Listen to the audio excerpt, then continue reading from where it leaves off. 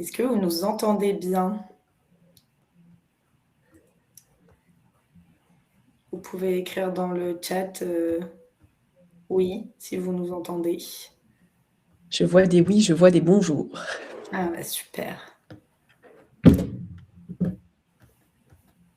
Super. Bonjour à tous. Et ben écoutez, bienvenue dans ce webinaire, poser les bases d'une présence efficace sur les réseaux sociaux, donc avec Folie Web et avec Marine Bonny. Moi, je m'appelle Caroline. Je fais partie de l'association ADI. Donc, il y en a parmi vous qui la connaissent et parmi vous qui ne la connaissent pas encore. Je vais vous dire 2 mots sur l'association. Donc, l'ADI, c'est une association de microcrédit, c'est-à-dire qu'on fait des prêts aux personnes qui n'ont pas accès au crédit bancaire classique. Donc là, ce que vous voyez, c'est l'interface de notre site. Et on peut vous prêter dans 2 cas de figure. On peut vous prêter pour vous aider à lancer votre activité. Donc, c'est ce qu'on appelle le crédit entreprise que vous voyez ici. Et on a aussi des crédits mobilité. Crédit mobilité, c'est pour vous aider à financer l'achat d'un véhicule ou du permis pour revenir à l'emploi. Par exemple, si vous habitez dans une zone rurale et que vous avez besoin d'un véhicule. Et puis, on propose en fait ce qu'on appelle du microcrédit accompagné parce qu'on propose beaucoup d'accompagnement, c'est-à-dire pour les entrepreneurs pour se lancer, de l'accompagnement administratif, commercial, juridique, sous plein de formats, en présentiel et aussi en distanciel. Donc là, la webconférence, par exemple, qu'on propose aujourd'hui fait partie de cette offre d'accompagnement, donc sur des sujets là plutôt de marketing digitaux. L'ADI, on est 900 salariés, 1300 bénévoles. On est présent dans toute la France hexagonale et les Outre-mer. Donc, je vous invite à aller sur le site pour voir où sont nos agences. Voilà, vous allez en découvrir l'ADI, nos agences. Et normalement, vous en aurez une près de chez vous. Et puis, vous pouvez aussi appeler notre plateforme, donc 09 69 328 110.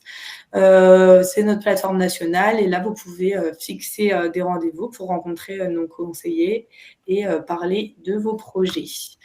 Voilà, je m'arrête là pour la présentation de l'ADI et puis je laisse la parole à Anne-Émilie et à Marie. Merci beaucoup Caroline et un grand merci encore à l'ADI de nous accueillir pour ce webinaire. C'est le deuxième là qu'on fait cette saison puisqu'on en a déjà fait par le passé avec l'ADI. On a toujours autant de plaisir à intervenir pour l'ADI, donc encore un grand merci pour ça. Donc on va effectivement passer à peu près 1 heure ensemble. Je vais essayer d'être très concise sur la présentation des Folies Web pour ceux qui ne nous connaissent pas, pour laisser un maximum de temps à Marine sur la présentation du jour, donc qui parlera effectivement des bases pour avoir une présence efficace sur les réseaux sociaux. Donc les Folies Web, nous, qui nous sommes, notre mission, c'est d'aider les entrepreneurs et les dirigeants de petites entreprises à réussir grâce à leur présence en ligne. Très concrètement, comment on fait ça? Tout d'abord, on organise des événements tout au long de l'année, que ce soit en ligne comme aujourd'hui ou aussi en présentiel un petit peu partout en France. On a aussi des formations qui sont éligibles au CPF. Si jamais vous avez un petit peu de crédit sur votre compte CPF, ça pourra peut-être vous intéresser. Et puis, on a également, depuis peu de temps, une communauté Folie Web qui est une plateforme d'entraide et de réseautage entre entrepreneurs. Si ça vous intéresse, je vous reparlerai de tout ça à la fin du webinaire. Très souvent, on nous demande comment on organise autant d'événements gratuitement pour tous les entrepreneurs, et ce qui est très cool pour la majorité d'entre vous, eh bien, c'est parce qu'on a la chance d'avoir 2 partenaires co-organisateurs. Notre premier partenaire, c'est le Point .fr, que vous connaissez un petit peu sans le savoir. Le Point .fr, c'est l'extension Internet française qui est gérée par l'AFNIC, qui est une association à but non lucratif, avec pour mission de vous aider à chaque étape de votre présence en ligne, grâce à un site qui s'appelle Réussir en .fr, où vous avez une mine de ressources et aussi un outil d'autodiagnostic pour évaluer votre présence en ligne. Et puis notre deuxième partenaire co-organisateur qui s'appelle Planet Hoster. Oups, il y a un bug.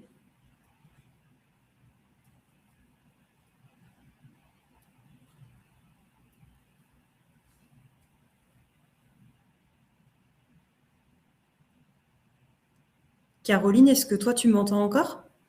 Oui, moi je t'entends. Je pense que c'est Anne-Émilie qui bug. C'est Anne-Émilie qui a eu un bug. Bon, ce que je te propose, c'est que je prenne la suite si ça te va. Ouais, j'espère que les gens nous... Oui, vous entendez pas Anne-Émilie, mais vous nous entendez, Marine et moi? Ouais, Est-ce que ok, tu peux nous faire super. un... Ouais.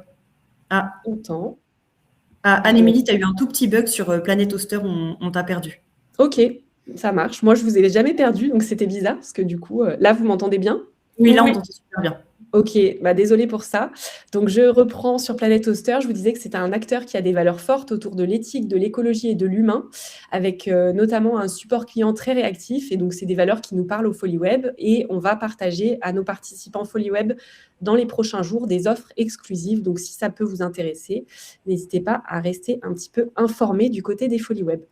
Voilà, j'en ai terminé avec ce que je voulais présenter. J'espère qu'il n'y a pas eu trop de bugs. Désolée pour ça, c'est ma connexion qui a dû couper un petit moment. On vous invite à poser toutes vos questions pendant la présentation. On prendra un temps avec Marine à la fin pour y répondre. Et puis, il y a déjà eu la question, mais si ça vous intéresse de récupérer le support de présentation, je vous fournirai à la fin du webinaire une enquête, un questionnaire de satisfaction qui nous permettra d'avoir vos retours, mais qui vous permettra aussi de recevoir par mail le support de la présentation. Voilà, donc n'hésitez pas. Et si je ne me trompe pas, Caroline, le replay sera bien disponible. Je crois qu'il y a une histoire de publication sur la chaîne YouTube de l'ADI. exactement. Le replay sera bien disponible sur la chaîne YouTube de l'ADI. Donc, vous aurez un mail après la conférence avec le lien vers le questionnaire de satisfaction et le replay.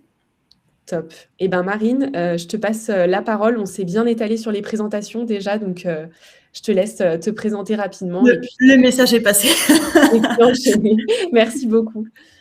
Merci à toutes les deux. Merci à Ladi pour cette mise en valeur et cette mise en lumière. Merci aussi au FoliWeb de me faire confiance encore ce matin dans l'animation de ce webinaire. Bonjour à tous. Vous êtes plus de 288 connectés. Ça me fait toujours autant la pression au cœur. Soyez indulgents, s'il vous plaît. Donc moi, je m'appelle Marine. Je suis dirigeante d'une entreprise qui s'appelle Quand même. J'ai 13 ans d'expérience en marketing et en communication et ça fait plus de 4 ans que j'ai monté mon entreprise. Je me suis retrouvée un peu comme plein de créateurs de boîtes confrontée moi aussi à des questions autour de comment on fait pour avoir une présence ultra efficace sur les réseaux sociaux. Et c'est tout l'enjeu du webinaire qu'on va ce matin aborder ensemble. N'hésitez pas à poser toutes vos questions. Il y a peut-être un endroit particulièrement adapté. Tu l'as pas dit, Anne-Émilie, souvent tu dis qu'il y a un endroit qui est bien, donc ça veut dire qu'on balance tout dans le chat. C'est ça que ça veut dire? Ouais, c'est exactement ça. On n'a pas la possibilité de le faire. Je crois pas. En tout cas, Caroline, tu me corriges si c'est le cas, mais je crois que tout est centralisé dans le chat. En tout cas, moi, je me Ok. ferai le relais des questions les plus plébiscitées. Ok, merci beaucoup à toutes les deux. Et donc, comme je disais, moi, je suis dirigeante d'une entreprise en marketing et mon travail, c'est de faire en sorte que les outils de communication que vous utilisez soient efficaces et performants pour votre business. Vous pouvez retrouver Quand même et Marine Bonny, qui est mon nom et mon prénom à moi, sur LinkedIn et sur Instagram si vous voulez continuer à vous connecter. Mais par contre, pour recevoir le support et mettre la note dans l'enquête, c'est bien sur le questionnaire d'Anne-Émilie à la fin de ce support. Je passe très vite sur ma présentation parce qu'on pourra toujours continuer à communiquer ensemble via les réseaux sociaux, justement. Et aujourd'hui, la première partie de ce webinaire porte sur les réseaux sociaux. C'est quoi l'intérêt pour votre entreprise?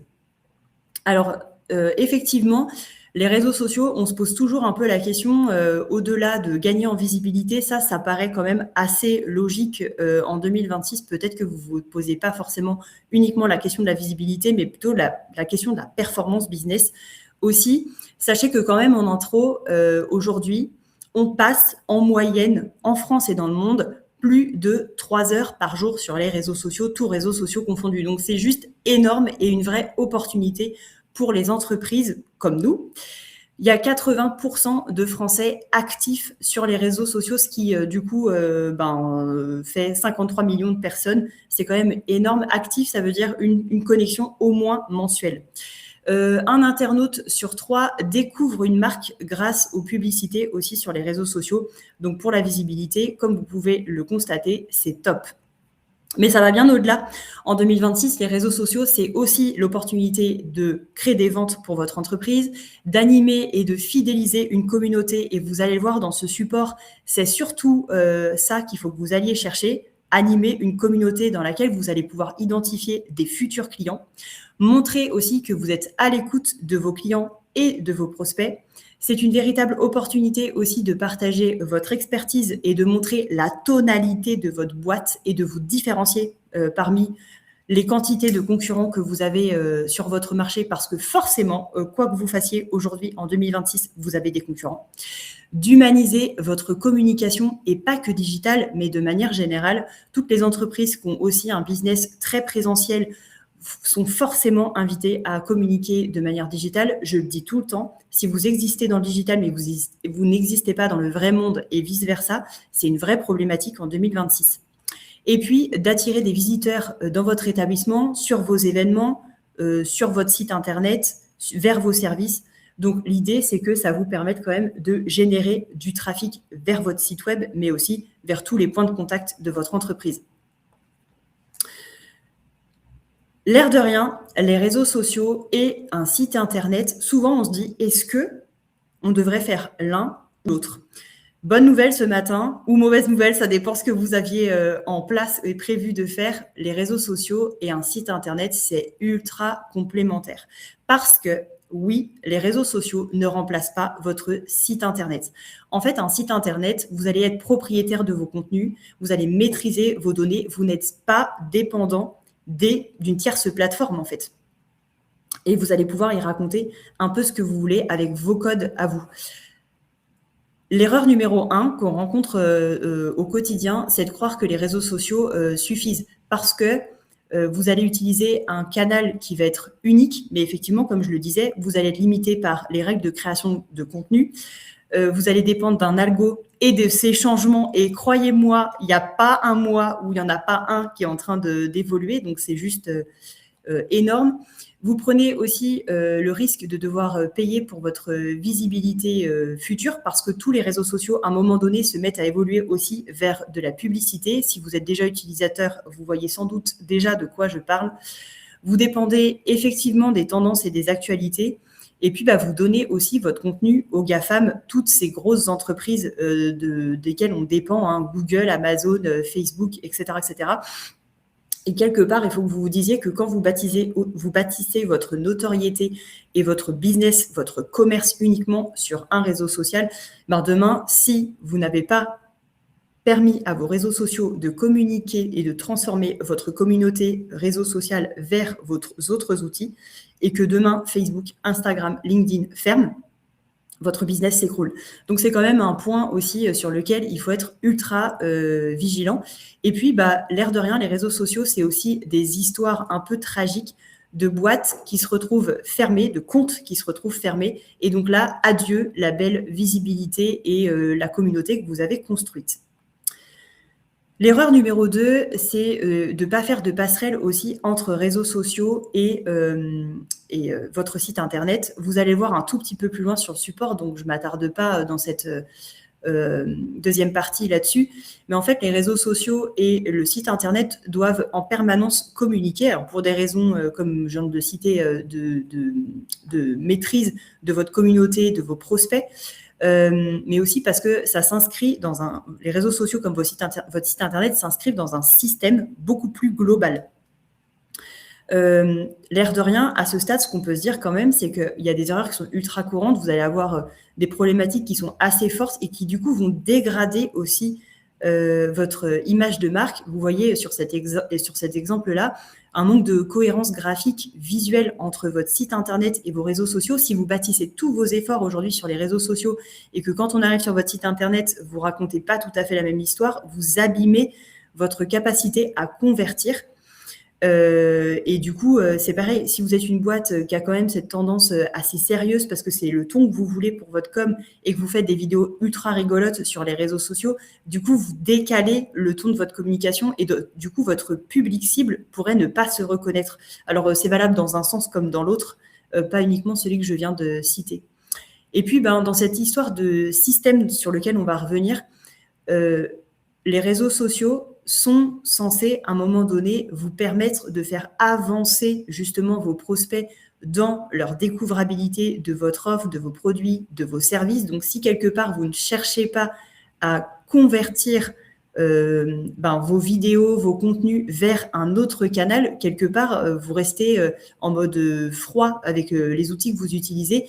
Donc, l'idée, c'est quand même qu'à un moment donné, vous intégriez dans votre biographie, à minima, là, on prend l'exemple d'Instagram, mais dans les différents contenus que vous allez utiliser, des liens pour que vos prospects sachent exactement ce qu'ils doivent faire une fois qu'ils ont consommé un contenu que vous avez mis sur un réseau social.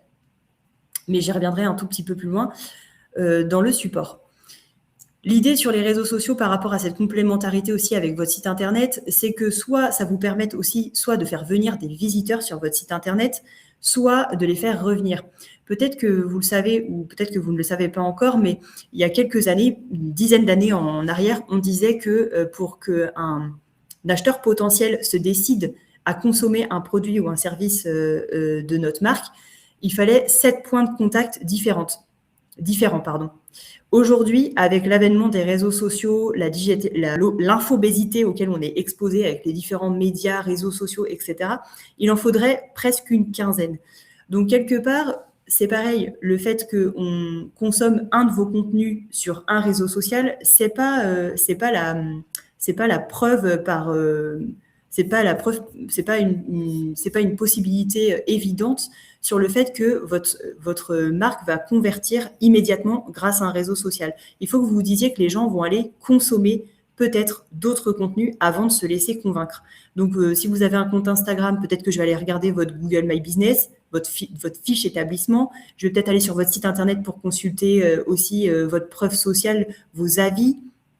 Je vais aller regarder des études de cas pour voir si ce que vous faites, votre produit ou votre service va vraiment me servir dans le cas auquel je veux l'utiliser.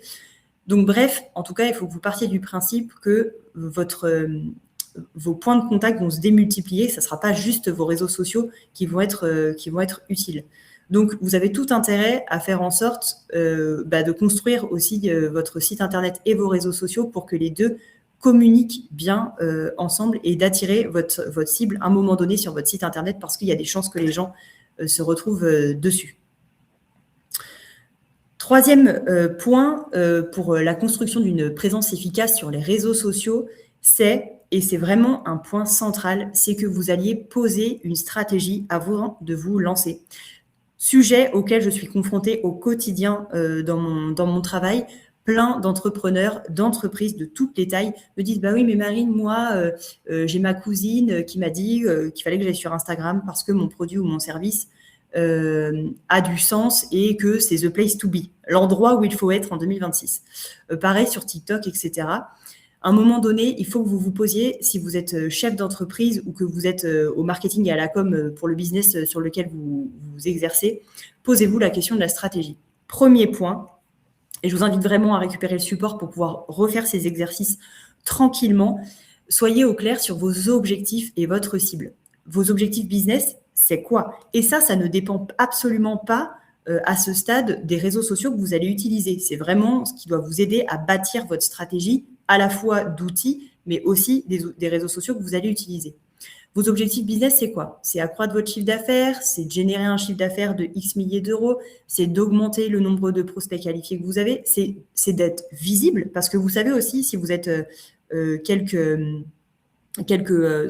entrepreneurs et indépendants qui sont en train de se lancer ou que vous reprenez un business, des fois, le vrai sujet, c'est simplement la visibilité. Parce qu'une fois qu'on s'est immatriculé, on est invisible. On pense que dans le package de l'entrepreneuriat, il y a la visibilité avec. Spoiler alerte, non, il n'y a pas ça dedans. Donc, des fois, peut-être que simplement, et c'est pas facile à faire, hein, simplement, ça veut pas dire que c'est facile, mais vous avez besoin de visibilité.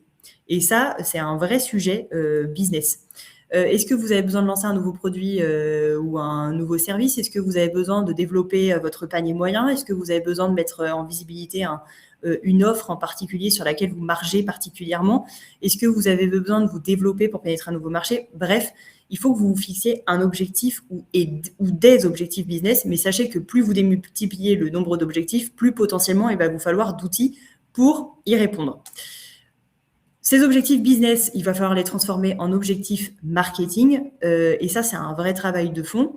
Et d'être capable de transformer quelque part ces objectifs chiffrés en objectifs marketing et communication. Qu'est-ce que ça veut dire si je dois traduire accroître mon chiffre d'affaires en X milliers de visites sur mon site qui vont me générer du coup X milliers de contacts dans mon formulaire ou à chaque fois que je fais tel type de carrousel ou tel type de réel sur Instagram, ça me génère X milliers de vues. Parmi ces vues, est-ce que ça me génère de la conversion en message privé?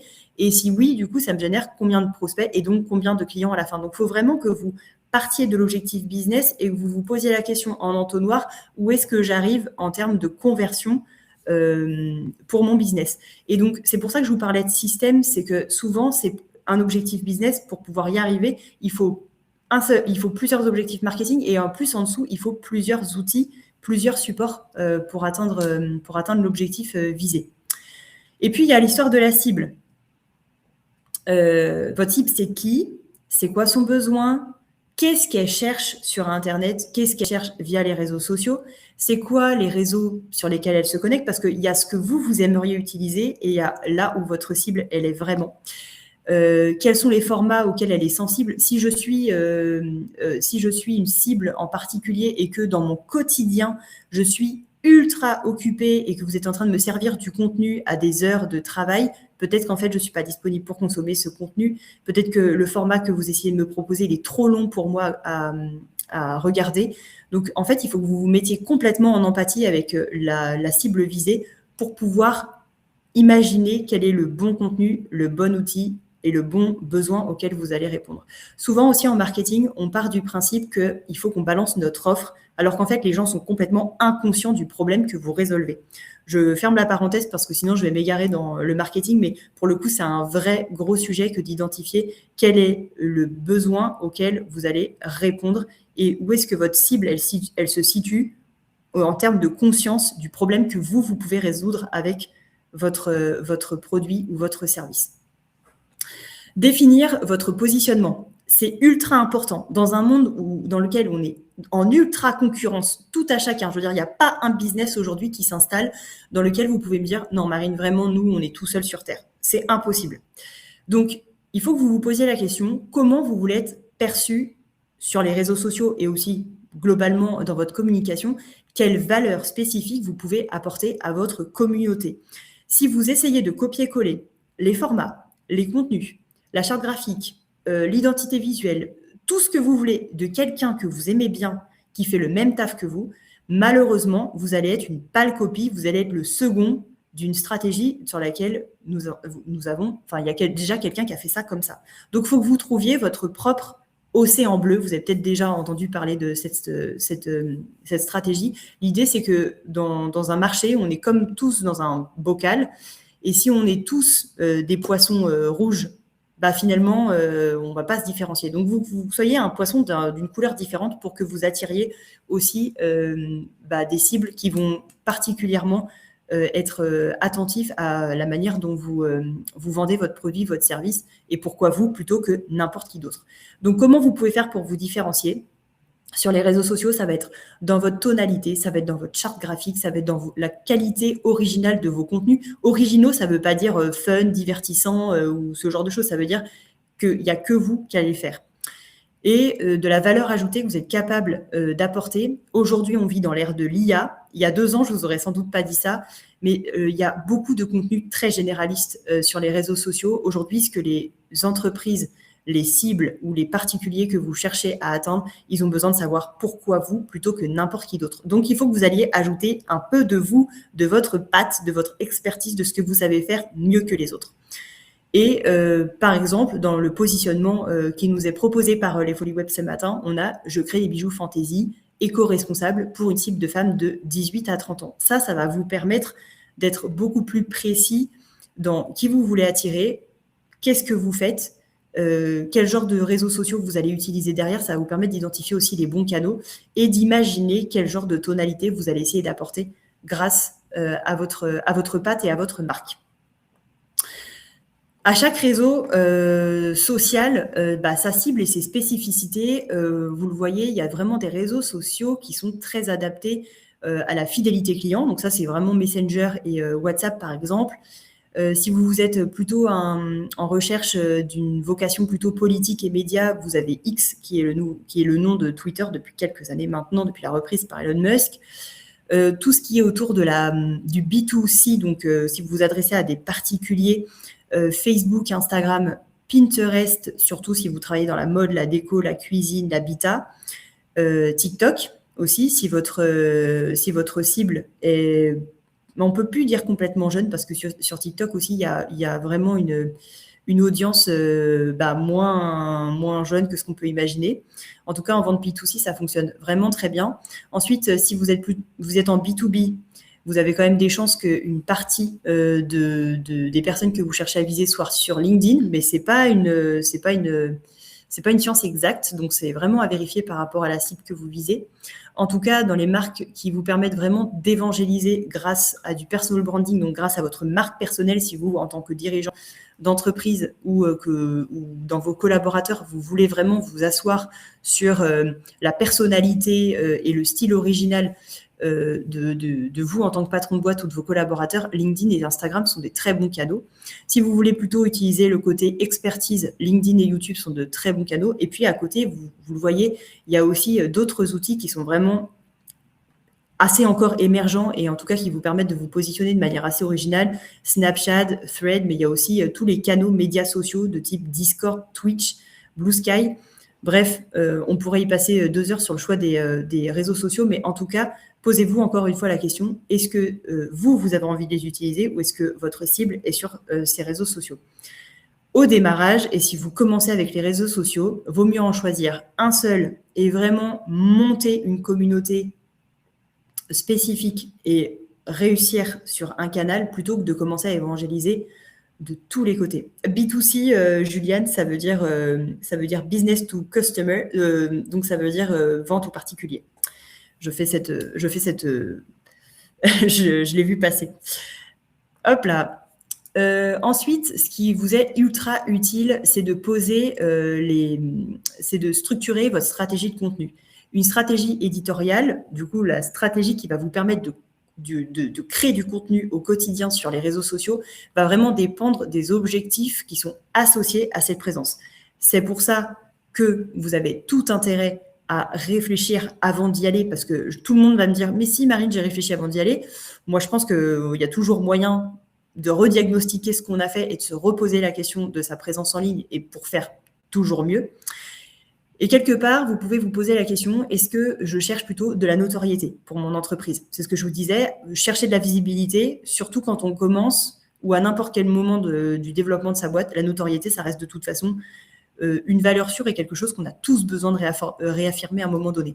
Donc pour la notoriété, dans votre stratégie éditoriale, vous pouvez imaginer des contenus assez originaux et uniques, mais aussi du newsjacking, donc détourner aussi de l'actualité. Alors, si cette semaine, vous n'êtes pas au courant qu'il y a eu les inscriptions pour Céline Dion, vous êtes passé à côté d'une énorme news. Donc, comment vous pouvez détourner des choses d'actualité pour pouvoir parler aussi de votre boîte, de vous qui vous êtes, de qui il y a dans votre entreprise, etc., etc.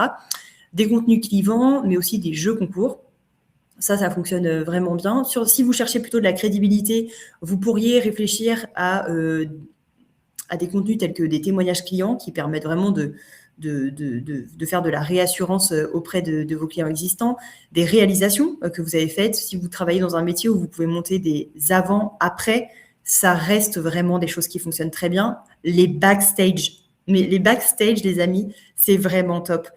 On est des grosses fouines, hein, nous les humains. On a besoin de savoir qu'est-ce qui se passe derrière les murs des entreprises. Donc n'hésitez pas aussi, alors là vous mettez le curseur où vous voulez, chacun voit midi à sa porte, mais de montrer les coulisses de son entreprise, ça reste quelque chose qui permet vraiment d'humaniser aussi la relation à la marque, quel que soit son business. Des interviews d'experts, si vous en avez dans l'entreprise ou que vous êtes vous-même un expert, des contenus à haute valeur ajoutée, des articles, des infographies, des choses sur lesquelles vous avez fait de la veille, des parutions presse aussi qui permettent de montrer que quelqu'un d'autre que vous-même dit que vous êtes génial. Si vous cherchez plutôt à fédérer, vous pouvez réfléchir dans votre stratégie éditoriale à des actualités sur la marque, encore une fois les backstage, des sondages pour fédérer votre communauté, des stories qui suscitent l'interaction. Les gens aiment bien qu'on leur demande leur avis. Des lives vidéo, des jeux concours. Et puis, si votre objectif principal, c'est plutôt la conversion, des contenus vraiment premium qui vous permettent de conduire vers un contenu de type lead magnet qui, du coup, va vous permettre de récolter des adresses mail derrière en échange d'un outil gratuit que vous proposeriez. Des photos et des vidéos avec des produits, avec des liens qu'on pourrait directement acheter. Lead magnet, je pense que je l'ai dit vite fait, mais tu me rediras alors si tu as besoin que je reprécise dans la partie questions. Des offres spéciales, des jeux concours. Et forcément, sans doute, il y a un petit peu tout que vous aimeriez atteindre comme objectif. Donc, c'est pour ça qu'il faut mixer aussi le type de contenu, à la fois pour ne pas endormir votre communauté, mais aussi parce que il faut réussir à faire cette espèce de mayonnaise heureuse entre les différents objectifs qu'on cherche à atteindre. Et puis, cette dernière partie sur la stratégie, c'est extrêmement utile de produire ces contenus et de se poser peut-être une fois par mois la question de qu'est-ce que je vais contenir, qu'est-ce que je vais écrire, qu'est-ce que je vais produire ce mois-ci. Et du coup, de s'équiper d'un calendrier éditorial pour avoir vraiment cette vision aussi à 360 degrés sur ce que vous allez produire pendant un mois, un trimestre, ça dépend aussi de votre fréquence de publication. Et vous posez la question par rapport à mes objectifs business, mes objectifs marketing, est-ce que j'ai bien tous mes canaux qui sont ouverts? Si j'ai un seul canal parce que je suis en train de commencer sur un outil en particulier, est-ce que j'ai vraiment différentes phases avec différents outils qui permettent de pas, encore une fois, endormir ma communauté, mais qui permet à la fois de balancer un peu mes offres, mais en même temps de s'intéresser à mon audience et en même temps d'être un peu peut-être informatif ou divertissant. Et je trouve que c'est vraiment une bonne pratique, le calendrier éditorial. Le plus difficile, parfois, c'est de s'y tenir. L'autre difficulté, parfois, c'est de rester dans les clous de ce qu'on a dit. En tout cas, ce qui est vraiment bien, c'est de pouvoir y revenir et de noter toutes les idées qui nous viennent, parce qu'une fois qu'on est en train de se poser la question de son calendrier, souvent, on a pléthore d'idées qui nous viennent, ou parfois, elles nous viennent quand on est en voiture. Donc, c'est bien de s'arrêter et de pouvoir noter son idée pour pouvoir y revenir. Donc, posez-vous la question aussi d'un calendrier éditorial, justement pour aussi gagner du temps après dans la production. Et on y reviendra dans la partie sur les bonnes pratiques. Ça tombe bien parce qu'on y est. Je vous le disais tout à l'heure, quand on a une stratégie sur les réseaux sociaux et qu'on veut vraiment bâtir une présence qui est efficace, il ne faut pas que vous pensiez outils et canaux séparés. Les réseaux sociaux ne sont pas un petit satellite dans votre business. C'est vraiment une partie prenante de votre système et de votre stratégie de conversion. Et vous voyez là, dans le petit schéma qu'on a sous les yeux, on comprend bien que le prospect, le client, il passe par plusieurs étapes. C'est ce que je vous disais, le plus difficile, et souvent on voudrait tout de suite aller à la partie où on conclut, où on convertit le visiteur en prospect et le prospect en client. Mais en fait, il y a 80% de votre stratégie de contenu sur les réseaux sociaux qui devrait tenter de faire la première étape, là. Vous voyez, de faire passer ces inconnus en visiteurs, si on est en train de parler de votre site internet, mais sur les réseaux sociaux, de la découvrabilité, sur la découvrabilité de ce que vous faites. Et pour ce faire, vous n'avez pas, il faut que vous fassiez du contenu qui va vous permettre d'emmagasiner beaucoup de visibilité, beaucoup de visiteurs. Vous ne pouvez pas aller tout de suite à l'offre parce que c'est comme si on vous rencontrait dans la vraie vie et que vous disiez aux gens « Bonjour, est-ce que tu veux acheter ça ?» Personne ne fait ça dans la vraie vie. Il faut d'abord que vous bâtissiez de la confiance. Et donc, la confiance, ça se crée par cette capacité à faire passer les gens de inconscient du problème que vous résolvez, de inconscient de qui vous êtes et pourquoi je devrais vous faire confiance, à cette confiance. Et du coup, la confiance, ça se bâtit sur un petit peu de temps, quoi. Vous ne pouvez pas demander tout de suite aux gens de convertir, à moins qu'ils aient déjà identifié la problématique que vous résolvez. Je vous donne toujours cette stat parce que je la trouve super intéressante. Tous canaux et secteurs confondus, finalement, en marketing, on dit qu'il n'y a que 3% des gens qui sont prêts à acheter notre produit et notre service tout de suite. Voilà, donc ça vaut le coup quand même de créer des contenus qui permettent vraiment aux visiteurs, aux prospects, aux clients de passer sur chacune des étapes pour aller sur de la conversion lorsqu'on parle de prospects et finalement aussi de fidéliser et d'avoir des prescripteurs. Je le dis aussi tant que j'y pense, mais quand on monte son système, des fois, on est persuadé du fait que c'est tel outil qui nous permet vraiment de faire de la découvrabilité. Et quand on prend un peu de recul sur son système, on se rend compte qu'en fait, c'est pas cet outil-là qui nous permet d'être découvert. Si vous vous posez la question que vous avez déjà un business qui tourne, en fait, parfois, les gens vous ajoutent sur les réseaux sociaux parce qu'ils vous ont déjà vu sur un autre canal d'une autre manière. Et donc, du coup, vous n'avez pas la bonne tonalité, vous n'avez pas le bon type de contenu par rapport à là où les réseaux sociaux se situent vis-à-vis de votre business. Voilà. Parenthèse fermée. Dans les bonnes pratiques aussi, c'est ce que je disais, l'idée c'est aussi de publier pour donner envie d'en savoir plus. On parlait tout à l'heure de la complémentarité aussi avec le site internet. Chaque contenu que vous allez créer, vous devez réfléchir à qu'est-ce que vous attendez de la part de votre audience. Ce contenu que vous êtes en train de proposer à votre audience, vous demandez à la communauté de faire quoi derrière. Vous savez, quand on consomme les réseaux sociaux, malheureusement, tout va très vite. D'ailleurs, une des stratégies, c'est de réussir à faire arrêter les internautes sur ce qu'on est en train de leur proposer comme contenu. Et quelque part, quand les gens sont intéressés par le contenu qu'on leur propose, nous, on ne leur dit pas, en tant que créateur de contenu, qu'est-ce qu'ils doivent faire derrière. Vous venez de regarder ce post de LinkedIn, vous venez de regarder ce réel. OK, bah derrière, qu'est-ce que je dois faire? Je dois vous envoyer un MP, je dois un message privé, je dois aller voir dans votre bio si je suis intéressée. En fait, il faut vraiment que vous mâchiez le travail à l'audience en lui disant à chaque étape, voilà ce que tu dois faire après. Parce que c'est vous qui avez bâti le système de conversion. Les gens ne savent pas ce qu'ils doivent faire après. Voilà. Ensuite, dans les formats qui cartonnent sur les réseaux sociaux, les carousels, c'est clair. En fait, CTA, appel à l'action, call to action, Gwenelle. C'est qu'est-ce que je dois faire une fois que j'ai consommé le contenu, quel bouton d'appel à l'action, est-ce que je dois écrire à la fin du post, si vous voulez en savoir plus, envoyez-moi un message privé, si vous avez aimé ce contenu, abonnez-vous. En fait, qu'est-ce que tu attends de la part de l'audience une fois qu'elle a consommé ton contenu. Donc carrousel, format qui fonctionne super bien, c'est aussi parce que les réseaux sociaux ont cette capacité à enregistrer combien de temps les gens passent sur les contenus, et du coup, ils considèrent que quand les gens passent beaucoup de temps sur un contenu, c'est un contenu qui est considéré comme étant intéressant. Donc, un carrousel, ça permet forcément, parce qu'on va y passer un petit peu de temps, parce qu'on va passer les slides, d'aller chercher quelque part de la visibilité grâce à l'algorithme. Donc, les carousels, c'est bien. Par contre, le petit point de vigilance sur les carousels, c'est qu'il faut être capable de les créer visuellement pour que ce soit intéressant, parce qu'on raconte une vraie histoire dans un carrousel, donc c'est pas toujours évident d'avoir la capacité d'en faire un. Mais ce qui est cool, c'est qu'aujourd'hui on a l'IA et que justement, si vous n'êtes pas très bon en créa ou que vous savez pas forcément raconter les histoires via les carousels, vous pouvez la raconter à l'IA et l'IA va peut-être vous aider à structurer ces carreaux.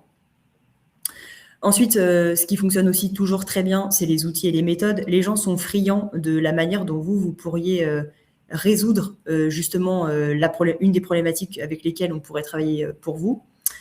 On a aussi dans les formats qui cartonnent sur les réseaux sociaux, forcément, je pense que vous n'êtes pas passé à côté de la tendance vidéo verticale et plutôt courte. Il y a quelques temps, c'était 1 minute. On est vraiment arrivé dans des formats qui sont juste incroyables avec plutôt des contenus qui font moins de 30 secondes. Le 15-30 secondes, c'est vraiment un format qui fonctionne super bien.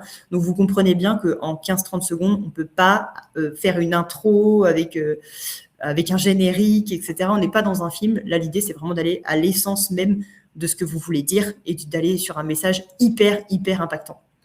Ensuite, dans les formats qui cartonnent toujours, c'est les concours. Là-dessus, vous pouvez évidemment ne pas le faire tout seul.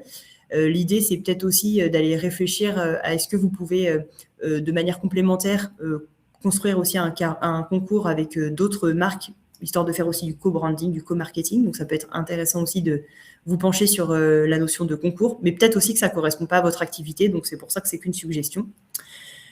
Dans les bonnes pratiques, il y a aussi ce qu'on disait tout à l'heure avec ce calendrier édito qui nous permet de gagner en efficacité, vraiment de bloquer du temps pour produire vos contenus et de vous y tenir parce que ça doit faire partie de votre routine si vous voulez que les réseaux sociaux deviennent un levier de conversion et de business. Parce que si vous considérez que les réseaux sociaux, c'est un satellite tout seul qui existe en dehors de votre développement business, eh ben, vous considérez toujours que les réseaux sociaux, c'est trop chronophage, alors que ça fait partie prenante de votre visibilité maintenant digitale. Donc, bloquez du temps pour produire du contenu dans votre agenda. Essayez de vous dire qu'il faut toujours que vous ayez un peu d'avance. Et à ce titre, essayez d'avoir un calendrier, une note, un carnet, un WhatsApp où vous vous parlez à vous-même ce que vous voulez pour toujours avoir du contenu à l'avance. Et ça, c'est vraiment dépendant de combien de contenu vous créez, de la fréquence à laquelle vous allez publier, etc.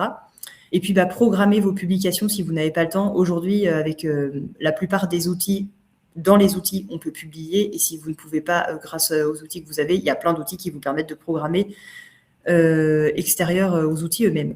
Les calendriers éditoriaux ou de publication, vous pouvez aussi vous aider de l'IA si vous avez besoin d'une première trame. Mais encore une fois, n'oubliez pas que les contenus généralistes fonctionnent moins bien que des contenus un peu précis. Mais si vous manquez d'inspiration, ça vous sera utile. Quatrième bonne pratique, l'interaction et l'engagement, c'est la clé de la visibilité. En fait, à chaque étape des réseaux sociaux, il faut que vous vous disiez que ça vous donne une indication sur la capacité de votre audience à vous générer de la visibilité. Je m'explique. Au départ, ce que vous devez essayer de chercher avec les réseaux sociaux, c'est du like.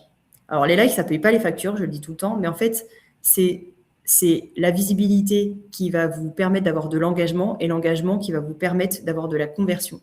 D'abord, il faut que vous réussissiez à avoir du like. Il faut qu'il y ait des gens qui vous disent « j'aime bien ce que tu postes ». Et en fait, c'est ce que je dis aussi tout le temps, c'est que ce n'est pas la combinaison, c'est pas ce que vous faites qui est mauvais, c'est la combinaison de ce que vous essayez de faire. C'est pas que le sujet que vous essayez d'aborder, les gens l'aiment pas, c'est que peut-être dans le format que vous avez utilisé, à l'heure où vous l'avez publié, etc., ça fonctionne pas comme ça. Ou alors c'est votre accroche, ou alors c'est les hashtags, etc., etc. Donc, d'abord, il faut que vous essayiez d'obtenir du like parce que c'est grâce à ces likes que vous allez avoir aussi de l'engagement, donc les commentaires aussi que vous avez derrière, les réactions, les partages. Et parce que vous aurez des commentaires, ça va augmenter votre visibilité parce qu'on va sortir du coup de l'audience qui vous connaît déjà.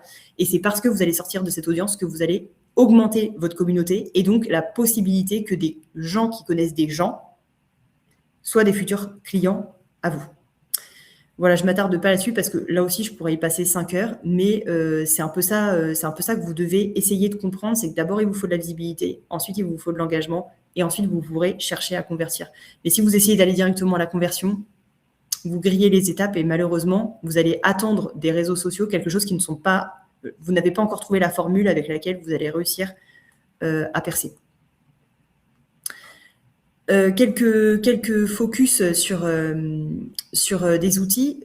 Facebook, en termes de bonnes pratiques, je pense que vous l'avez peut-être observé, vous avez besoin de toute façon sur les réseaux sociaux de régularité. Si vous postez et que vous vous barrez et que vous pensez que les gens ne vous ont pas vu venir, c'est pas comme ça que ça fonctionne. Parce que la visibilité, c'est un peu un travail... c'est peut-être pas complètement du quotidien, mais en tout cas, c'est un travail que vous devez faire plusieurs fois par semaine. Donc, publier avec régularité, utiliser des visuels de haute qualité. Sur Facebook aussi, créer des passerelles avec d'autres réseaux sociaux pour vous permettre de gagner aussi en efficacité. N'hésitez pas aussi à envoyer les contenus que vous créez sur Facebook sur des groupes, sur des messages aussi via Messenger. Interagissez avec les abonnés, partagez vos contenus sur des comptes et des groupes privés, ça fonctionne vraiment très bien. Créez des événements, fédérez votre communauté avec des pages, comme je le disais. Facebook aussi, c'est un peu devenu le premier réseau social payant, comme je vous le disais. Aujourd'hui, il y a plus 100% des communautés sur Facebook qui voient le contenu que vous mettez vraiment sur votre page ou votre profil gratuitement. Voilà. Ensuite, sur Instagram, c'est vrai que les contenus qui fonctionnent le mieux, et si vous regardez vos stats sur Instagram, c'est vraiment le fait d'animer une communauté avec les backstage au quotidien qui va créer de l'engagement et de l'attachement, soit humain, soit à la marque, un peu les deux d'ailleurs. Le fait de créer de manière hebdomadaire, une fois par semaine, au moins un réel et une publication, je dirais que c'est vraiment le minimum si vous voulez réussir à percer un peu sur Instagram. Idéalement, il faudrait que vous réussissiez à faire 2 réels et une publication. Alors, c'est vraiment dépendant de votre temps et de vos capacités, mais si vraiment vous voulez que ça fonctionne, il faudrait réussir à atteindre un peu ce niveau de production. Mais si c'est pour raconter des trucs qui sont pas foufou, qui apportent pas de valeur ajoutée, c'est un peu compliqué. C'est pour ça qu'il vous faut du temps pour pouvoir aussi vous structurer le contenu que vous voulez mettre en place. Utilisez vraiment, vraiment un maximum de 10 hashtags. L'idéal, ça serait vraiment 5 en 2026. Créer des rendez-vous avec des formats réguliers. C'est sûr que si vous partez sur de la vidéo ou sur des publications ou même des stories et qu'en fait, vous changez tout le temps de format, vous savez, le JT de TF1, il ne change jamais. On sait toujours qu'il y a cette musique avec les violons et tout le tintouin. Donc, c'est pareil, les gens, ils aiment bien les rendez-vous, c'est assez rassurant. Donc, créer des rendez-vous et des formats réguliers avec lesquels on sait dans son fil d'actualité que c'est vous. Et puis, je vous le disais, pensez aux collaborations entre marques et publications croisées. Il y a peut-être des gens qui ont la communauté que vous aimeriez atteindre. Proposer des collaborations aussi avec du partage de visibilité, c'est toujours ultra utile et ça vous permet d'être connu plus rapidement par des gens qui sont déjà identifiés. Ensuite, TikTok. Les bonnes pratiques, créer du contenu en natif. La plateforme adore les facecam, tout ce qui va être tuto, coulisses, pour capter l'attention dès les premières secondes. C'est vrai que TikTok, c'est aussi la plateforme du contenu informatif et divertissement. Donc, si vous avez envie de créer cette nature de contenu, que ce soit pédagogique ou divertissant, vous êtes plutôt au bon endroit. Utilisez vraiment les sons de tendance, c'est ce qui permet vraiment d'atteindre des résultats vraiment forts sur TikTok. Et c'est vrai que c'est sans doute une des plateformes les plus difficiles aussi au quotidien parce que les trends sur TikTok changent tout le temps. Mais donc, si vous voulez que ça fonctionne, il faut vraiment être à l'affût des sons de tendance et des différents hashtags populaires qui vous permettent vraiment de rentrer dans ce game assez niché pour le coup. Mettez en place des formats récurrents. Vraiment, c'est là que vous vous ferez reconnaître sur ces communautés. Et puis, forcément, et ça, c'est valable aussi sur l'ensemble des réseaux sociaux, il faut interagir aussi dans les commentaires et dans les messages en direct pour renforcer l'engagement de votre communauté. C'est quoi le meilleur moment pour publier ? Eh bien, il n'y a pas de bonne réponse à cette question-là. Là, je vous donne rendez-vous directement dans la cible. Il faut que vous réfléchissiez, votre client idéal, il est dispo quand sur les réseaux sociaux. Alors, vous avez toute la partie statistique de vos différents réseaux sociaux qui vous donne des idées quand même assez précises sur quand est-ce que votre audience elle a envie de consommer du contenu. C'est ça qui est top en marketing digital. C'est qu'on a des stats qui nous permettent de savoir qu'est-ce qui plaît pas en termes de format, quand est-ce que les gens ils regardent nos contenus, etc. Donc là, rendez-vous dans votre étude de cible et si vous n'en avez pas fait, c'est peut-être l'occasion de le faire et posez-vous la question, c'est quand est-ce que ma cible elle a accès à son smartphone ou à son ordinateur pour pouvoir consommer ces contenus-là. Alors plutôt les smartphones quand même, avec les réseaux sociaux encore plus on va dire. Est-ce qu'elle travaille dans le milieu du numérique ou est-ce que pas du tout c'est quel format qui lui plaise, etc. Idéalement, si vous voulez que ça fonctionne, il faut quand même privilégier les publications hors du temps de travail, de sport, la gestion familiale, des courses, etc. C'est pour ça que je vous disais, il faut vraiment se mettre en empathie totale avec les personnes cibles pour essayer de se positionner là où elles sont potentiellement le plus disponibles pour consommer vos contenus. Et du coup, c'est ce qui permet aussi de se dire, OK, quels sont les formats auxquels ma cible sera les plus sensibles. Parce que si j'ai peu de temps et que vous me faites un carrousel de 457 pages, ça va être compliqué pour votre cible de se dire, OK, il est expert et il essaye de bien le montrer, mais pour le coup, je n'ai pas le temps de regarder tout ça. Vous pouvez aussi utiliser les réseaux sociaux pour fidéliser. C'est vrai qu'on pense toujours acquisition, alors que la fidélisation, c'est quand même aussi un vivier très très fort de business. Aujourd'hui, c'est sûr qu'avec WhatsApp Business, vous pouvez aussi vous permettre d'avoir du contenu qui sera ultra apprécié par votre audience. Vous voyez 98% de taux d'ouverture grâce à WhatsApp. Si vous l'utilisez pour pouvoir promouvoir des offres ponctuelles, mais aussi faire du suivi client, proposer une nouvelle gamme, montrer l'étendue de vos offres, prendre des nouvelles. Voilà, c'est vraiment un super outil aussi pour fidéliser vos clients à partir du moment où aussi dans votre processus, dans votre système d'animation de clientèle, dès le début, quelque part, c'est intégré pour pas que ça arrive comme un cheveu sur la soupe, quoi. Dernière partie de notre webinaire. Anne-Émilie, j'espère que tu m'entends. Je suis au top. J'arrive à la dernière partie. C'est une private joke que je vous fais en direct parce que j'ai tendance à être un petit peu exhaustive et du coup, je m'égare sur le timing du webinaire. Dernière partie, c'est comment on fait pour mesurer ces résultats sur les réseaux sociaux. Il faut absolument que vous vous disiez que vous avez un temps mensuel à minima pour analyser, mesurer, corriger. Parce que si vous continuez à mettre en place les mêmes formats avec les mêmes contenus et que quelque part vous reproduisez toujours les mêmes erreurs, forcément vous allez vous épuiser parce que les résultats ne seront pas au rendez-vous. Donc pensez à suivre les différents indicateurs qui vont vous permettre, en fonction de ce que vous cherchez à faire vous, et vous n'êtes forcément pas tous au même stade, est-ce que c'est votre notoriété que vous voulez augmenter? Je reviens sur visibilité, engagement, conversion. Donc là, il y a plein d'indicateurs qui sont disponibles grâce aux réseaux sociaux, les mentions j'aime, les commentaires, les vues, les partages, les messages directs, etc. etc. Il faut que vous regardiez quels sont les indicateurs qui sont pertinents par rapport à vos objectifs et aussi que du coup, vous les suiviez dans le temps. N'hésitez pas aussi à être un petit peu autocritique avec vous-même sur les différents formats, contenus aussi qui fonctionnent. Des fois, on part du principe que mais à chaque fois que je fais tel type de post, c'est sûr, ça marche. Et finalement, quand vous vous posez vraiment et que vous regardez, non, en fait, c'est pas tout à fait ce que je pensais. Donc, ultra utile de vous poser la question de la nature des indicateurs qu'il faut que vous suiviez pour que vous atteigniez vraiment des objectifs de présence efficace sur les réseaux sociaux et aussi que ça vous permette d'aller, évidemment, dans un système de vente qui va vous permettre de vous dire que les réseaux sociaux, c'est vraiment très efficace pour vous et pour votre boîte. Et c'est là-dessus que je m'arrête et je tiens le timing et donc je suis trop contente parce que j'ai pas trop débordé, Anne-Émilie, aujourd'hui. Je te donne un bon point, Marine, c'est parfait. Merci.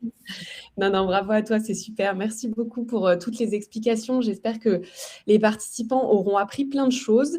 Rassurez-vous, on va prendre un temps pour vos questions-réponses. Juste avant ça, donc on vous l'avait promis, vous allez pouvoir récupérer le support de la présentation. Pour ce faire, rien de plus simple, écoutez bien juste ce que je vais vous dire. Je vais vous partager dans le chat et je vais essayer de l'épingler, si je peux, le lien vers notre enquête de satisfaction. Je vous le remettrai s'il défile trop vite. Hop, voilà, je vous le partage, c'est un lien forme.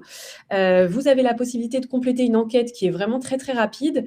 Et si vous la complétez bien, dans les 24 heures à peu près qui suivent, vous recevrez automatiquement par email le support de la présentation. Si jamais ça ne fonctionne pas, n'hésitez pas à nous faire un mail directement à l'équipe FoliWeb. On vous l'enverra à la mano. Et c'est dans cette enquête aussi que vous aurez la possibilité de demander à continuer la conversation avec Marine. Donc, si vous souhaitez poser d'autres questions pour aller plus loin, je vous invite à le faire.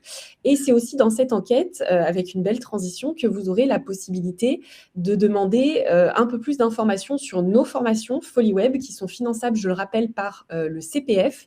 On a des formations sur des thématiques création de site. J'ai vu qu'il y avait plein de questions sur le site internet. On a des thématiques sur les réseaux sociaux. On a aussi des thématiques sur la stratégie web marketing dans sa globalité. Donc, si ça vous intéresse, je vais vous repartager parce que ça défile très vite. Vous êtes très nombreux. Le lien vers l'enquête de satisfaction. Si on n'a pas de CPF, si tout à fait. Si vous êtes salarié d'une entreprise, il y a des financements par OPCO qui sont possibles. Et si vous n'êtes ni salarié, ni vous avez de CPF, vous avez la possibilité de financer par vous-même ou alors de voir éventuellement avec France Travail si un financement est possible si vous êtes inscrit à France Travail. Une autre petite chose que je voulais vous partager très rapidement, c'est la communauté FoliWeb dont je vous ai parlé. En introduction, je vais vous partager le lien dans le chat. hop. C'est quoi cette communauté? C'est une plateforme d'entraide et de réseautage entre entrepreneurs. Vous avez à la fois, pour la version gratuite, accès à des bons plans, des modèles, un espace d'échange avec d'autres membres de la communauté et des ressources aussi prêtes à l'emploi pour vous aider à avancer. Et il y a une partie qui est payante si vous souhaitez accéder à des lives exclusifs, notamment des replays de nos événements, un annuaire de tous nos membres et une hotline pour poser toutes vos questions. Voilà, j'en ai terminé avec ce que je voulais vous dire. Pardon, on voit que c'est la fin et que j'ai faim, en l'occurrence. Marine, je te propose qu'on passe à la partie questions-réponses. Je vais agrandir ma fenêtre parce que c'est un petit peu compliqué de voir toutes les questions. Il y a eu énormément de questions dès le début de la présentation. Je te propose qu'on les prenne un petit peu par ordre chronologique, on va dire. Quand tu as commencé ta présentation, il y a eu pas mal de questions, notamment sur la partie site, alors qui concernait un peu moins le sujet du jour. Mais en tout cas, est-ce qu'on peut y revenir un petit peu là-dessus à tête reposée, sachant que je pourrais compléter tes propos en renvoyant vers des événements FollyWeb qui parlent que du site internet. Il y avait des questions du type, y a-t-il des sites complètement gratuits? Comment est-ce qu'on fait pour choisir un bon outil parmi tout ce qui existe? Est-ce qu'on peut se servir de l'intelligence artificielle? Et est-ce que finalement avoir un site, c'est obligatoire aujourd'hui? Alors, il y a plein de questions dans cette question. Est-ce qu'il y a des supports de sites gratuits? Oui, à 100%. Aujourd'hui, il y a WordPress, il y a Wix, et il y a plein d'autres supports. Émilie, tu pourras complètement compléter mes propos. Là-dessus, sur la notion de est-ce que c'est obligatoire? En fait, c'est vous qui décidez. Il n'y a jamais rien d'obligatoire dans la vie. Vous voyez midi à votre porte, mais en effet, le fait de ne pas en avoir par rapport à la notion de propriété de la donnée, c'est quand même limitant. Vous imaginez que vous ayez bâti une communauté de 17 000 abonnés sur Instagram. Demain, Instagram, je sais pas, Mark Zuckerberg, il se réveille, il est de super mauvaise humeur, il ferme Instagram. Merci, bonne journée. Vous avez plus de communauté, donc potentiellement plus de prospects, donc plus de clients. Si vraiment ça fait partie de votre système d'acquisition, c'est un peu problématique en fait. Donc sur la gestion de la donnée, c'est un vrai premier sujet. Et le second, c'est aussi que sur un site internet, c'est vous qui racontez votre boîte, vos services, etc., de la manière que vous le souhaitez. Donc, quelque part, il y a vraiment deux enjeux. Et moi, je pense qu'il vaut mieux un site, même un petit site, que pas de site du tout. Top. Merci pour ces précisions et pour vous donner juste une image par rapport à ce que disait Marine. Nous, au FollyWeb, on considère que le site internet, c'est la colonne vertébrale de votre stratégie web marketing. Donc, juste rien que ça met un petit peu en contexte. Donc oui, nous, au FollyWeb, on vous engage vivement à avoir un site internet parce que même pour une petite entreprise, c'est un gage de professionnalisme, de crédibilité aussi, qu'on puisse vous trouver et trouver des informations sur vous sur Internet. Et j'ai envie de dire, par rapport aux questions de gratuité, etc., il y en a pour tous les projets, pour tous les profils. Aujourd'hui, avec l'intelligence artificielle, vous avez vraiment la possibilité de, même avec un budget très restreint, de faire des choses déjà très bien.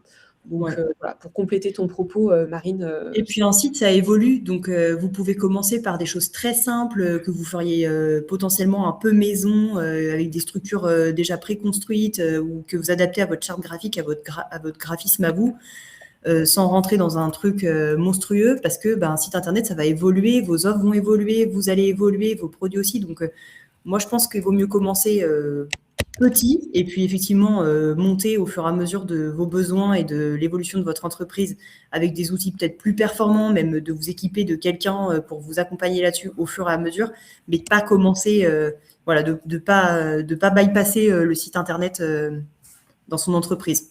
Voilà. Ouais, tout à fait. C'est très important.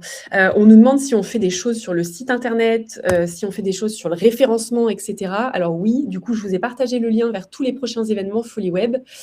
Pour rappel, si vous avez besoin de poser des questions précisément à Marine sur son accompagnement, je vous invite tout simplement à compléter notre enquête de satisfaction que je vous ai repartagée dans le chat et vous avez la possibilité de demander à être recontacté par Marine, qui se fera un plaisir de vous recontacter pour approfondir tous ces sujets-là ensemble. J'essaye de me remettre sur des questions. Il y a eu énormément de choses, donc je défile un petit peu. Tu as parlé des objectifs à un moment donné d'être présent sur les réseaux sociaux, et ça, c'est super intéressant, hein. Quoi qu'on parle de quoi qu'on parle en marketing digital, on se pose toujours la question de l'objectif, et parce qu'on sait qu'elle est très difficile, cette question, à se poser pour les entrepreneurs et nos participants d'une manière générale. Il y avait Corinne qui nous disait, non, pardon, c'était pas Corinne. Ça a déjà défilé, mince.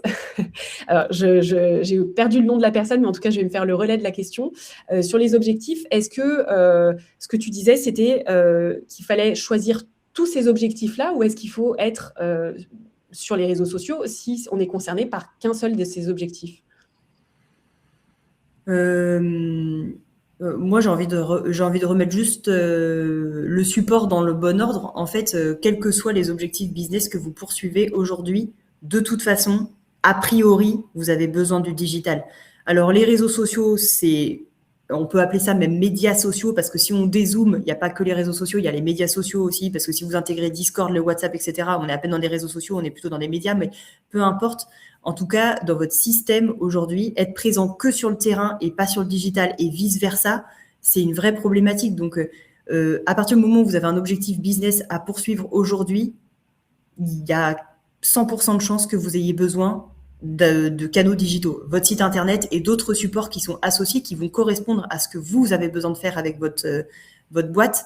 Mais a priori, que vous ayez un seul objectif à poursuivre ou plein d'objectifs, de toute façon, les réseaux sociaux sont sans doute une part de la réponse. Et si ce n'est pas les réseaux sociaux eux-mêmes, c'est d'autres outils digitaux, mais ça va être un blog, ça va être une newsletter, enfin, de toute façon, ça va être un outil digital.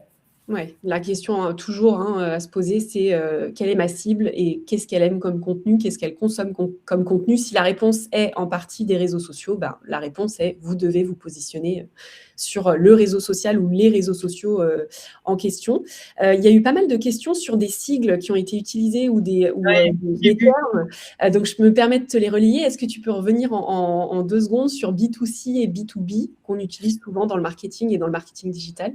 Oui, alors B2B, c'est business to business. Donc, ça veut dire que vous êtes positionné, vous êtes un professionnel qui parle à un autre professionnel. Et B2C, c'est le consumer, donc c'est l'utilisateur final et souvent c'est le particulier.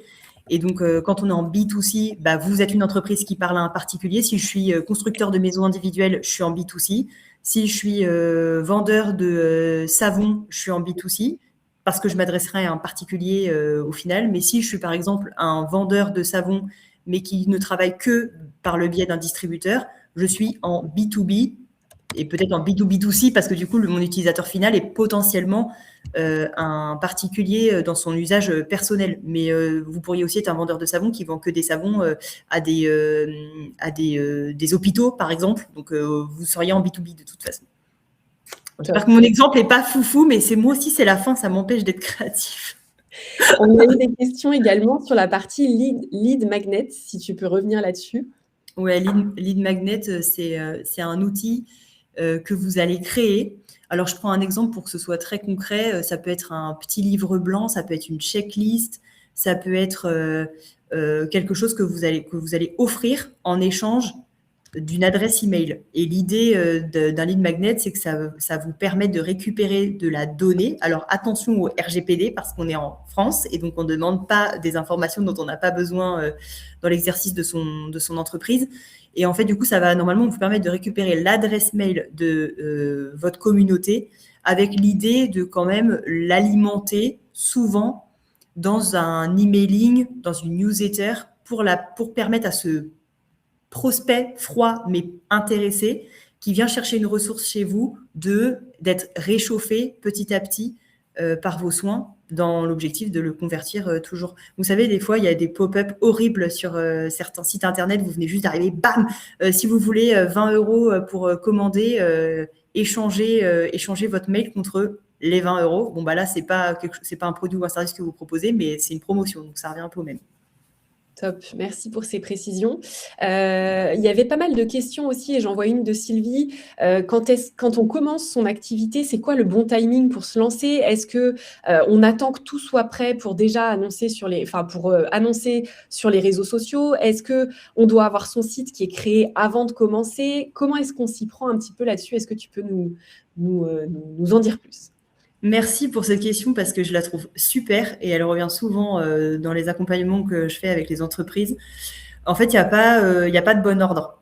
Alors, effectivement, dans un monde parfait, on montrait sa stratégie business, on montrait sa stratégie marketing, on déciderait de ses canaux, tout serait nickel et on se lancerait. La vérité, c'est que souvent, on fait un peu tout dans le désordre. Mais la bonne nouvelle, c'est qu'à tout moment de son entreprise, même si elle est lancée depuis un petit moment, on peut diagnostiquer et se dire, OK, maintenant, je remets les choses un peu dans le bon ordre. Si effectivement, l'entreprise est en cours de création, le bon ordre, ça serait plutôt de se dire, OK, mes objectifs business pour cette première année, ce premier trimestre, ces 2 prochaines années, c'est ça. Pour atteindre mon objectif, j'ai besoin de X clients. Pour pouvoir générer tant de clients, il me faut X prospects. Et donc, pour atteindre ces X prospects, je vais ouvrir ces différents outils ou canaux avec l'idée de créer de la conversion et de remonter jusqu'à mon objectif principal. Ça, c'est le monde un peu parfait dans lequel on vit, mais souvent, en fait, on a été influencé par Pierre-Paul Jacques qui nous a dit oui, il faut ouvrir ci, il faut faire ça, il faut monter le site, il faut une carte de visite, il faut ci, il faut ça. Donc, on se retrouve un peu noyé dans ces outils, mais bonne nouvelle, on peut dézoomer un peu sur la situation et reposer un peu le panorama de son système et se dire OK, bon, maintenant, je vais refaire un peu les choses dans le bon ordre. Et je rajouterais 2 petites choses, si tu me permets, par rapport à ça. Pour tous ceux qui sont au démarrage, la perfection, c'est un peu l'ennemi de l'action, justement, parce que plus vous allez attendre que ce soit parfait selon vous et plus vous allez perdre du temps, finalement. Un site internet, dans le référencement de son site, ce qui joue aussi, c'est l'ancienneté. Donc, n'hésitez pas à un moment donné, publier quelque chose, même si c'est imparfait, plutôt que d'attendre, et puis finalement de passer à côté de certaines opportunités. Et la deuxième chose que je voulais rajouter, c'est que rien ne vous empêche sur vos réseaux sociaux de commencer à parler de votre activité ou de votre projet sans avoir vraiment lancé les choses. De toute façon, vous pouvez très bien avoir des conversations sur les réseaux sociaux et finalement que ça débouche 2 ou 3 mois plus tard quand votre entreprise sera effectivement prête et lancée. Donc, voilà ce que je voulais rajouter un petit peu par rapport à ça. Il y a eu des questions aussi sur la partie carrousel. Alors, visiblement, les participants sont traumatisés par les carousels. Je ne sais pas pourquoi. Il y a eu pas mal de choses, d'interrogations là-dessus. Je vais essayer de retrouver des questions très précises, mais j'ai vu beaucoup passer les carousels. Quand tu en as parlé, ça a suscité pas mal d'interrogations. Il faut dire qu'on les déteste tous, hein, Émilie. Les carousels, on en a tous. Est-ce que tu peux revenir là-dessus? Comment on fait pour ne pas perdre trop de temps finalement en essayant de vouloir faire son carrousel? C'est quoi les bonnes astuces et les bonnes choses à garder en tête? Ouais, en fait, je pense qu'il y a vraiment 2 leviers. La première, c'est de savoir écrire une histoire. C'est pour ça que je disais que l'IA, en ça, elle peut vraiment nous aider à structurer notre idée. Souvent, on veut trop en dire et on veut essayer de faire passer plein de messages dans un seul carreau. Donc, si vous avez plein de messages dans un seul carreau, déjà, c'est pas bon. Il faut vraiment que vous disiez, un peu comme si on devait faire une vidéo de 15 secondes, il faut que je sois extrêmement percutant et pertinent. Donc, plutôt que d'essayer de dire plein de trucs dans un support, essayez de redécouper ce que vous voulez dire pour que ce soit très précis et que vous alliez directement à l'essentiel. Si vous ne savez pas trop écrire les histoires, demandez à l'IA de vous aider en lui promptant un script dans lequel vous allez lui expliquer ce que vous voulez vraiment faire passer comme cœur de message et essayer d'être un petit peu spécifique, comme je le disais, pas trop généraliste. Donc ça, c'est plutôt la partie fond. Et sur la forme, souvent, les gens vont utiliser Canva pour produire ce contenu, ou alors les IA aussi, c'est possible aujourd'hui.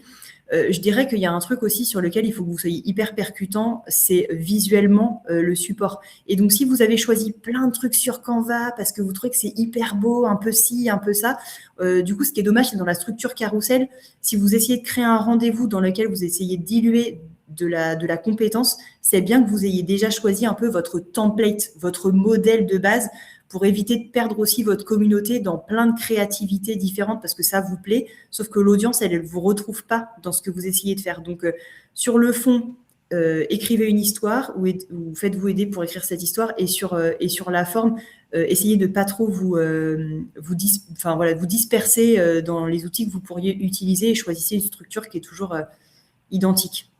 Alors, du coup, il y avait même des gens qui demandaient ce que c'était un carrousel. Je ne sais pas si vous voyez bien mon écran, du coup. Oui, on voit bien. Ben voilà, du coup, j'ai pris un exemple FollyWeb.